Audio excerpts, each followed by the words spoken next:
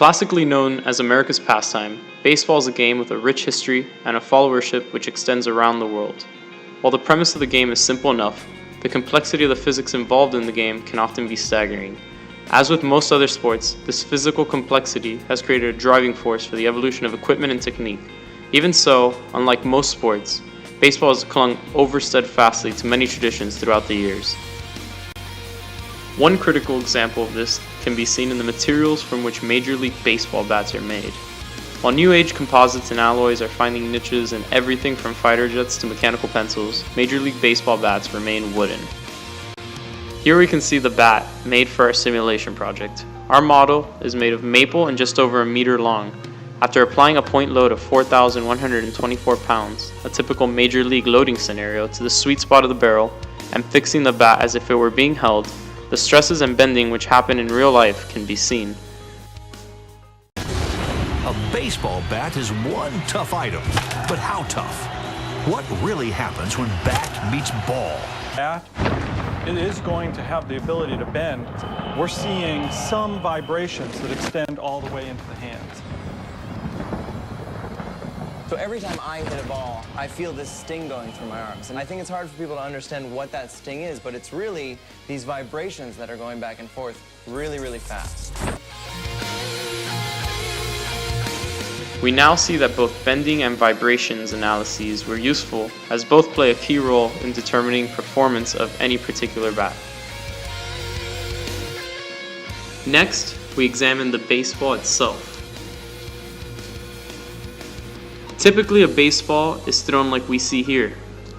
The pitcher uses his body weight to throw the ball, and most importantly, adds rotation to the ball as it's being thrown.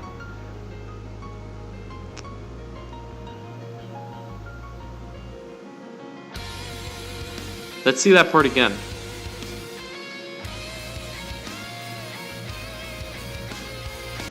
However, this isn't the only or most interesting way to throw a baseball. Now let's look more closely at a pitch called a knuckleball. Here we see that it relies on a pitcher releasing the ball in a way which causes almost no rotation. By applying this technique, a pitcher is able to utilize the aerodynamic characteristics of a baseball to create a pitch that seemingly wobbles unpredictably in flight.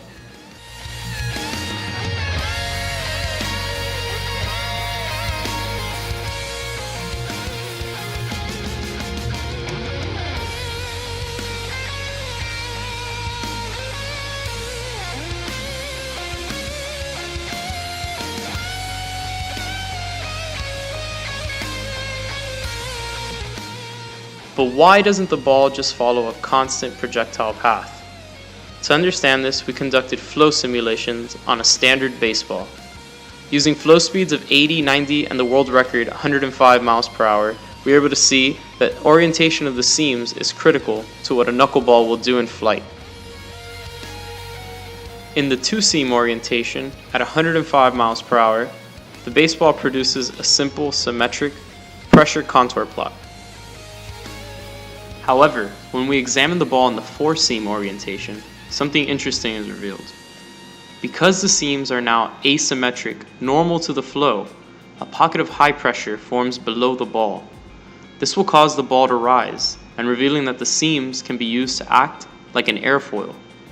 This means that as a knuckleball rotates very slowly, the orientation of the seams is changing throughout the flight, moving this pocket of high pressure and creating the wobble effect.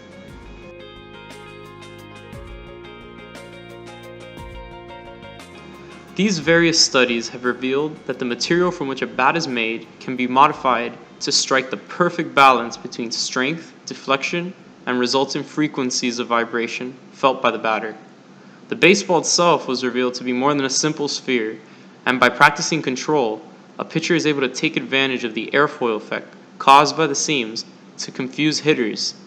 Even the most talented hitters have trouble hitting a good knuckleball.